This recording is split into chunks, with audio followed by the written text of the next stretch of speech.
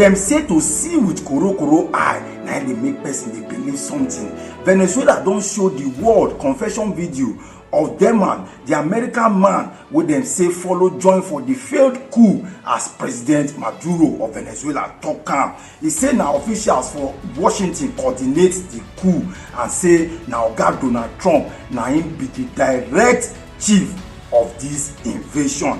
Iraq parliament don't approve new government on Wednesday after 6 months without no government. Prime Minister Mustafa Al-Kadhim, Iraq intelligence chief and former journalist, na him go head the government.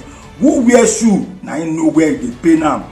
The Bishop of Living Faith Church Worldwide, aka Winners Chapel International, David Oyedepo, don ask say why them continue to close church because of coronavirus. He say it be like say the matter gets wuru inside. He say if they be open market for 6 hours, then they supposedly open church for 2 hours. He say na gang up against Christian and na upside down that they look the matter.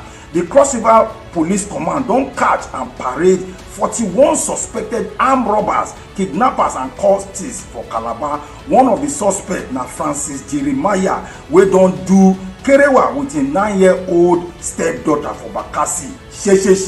Shame to Jeremiah. The man na devil. Ole.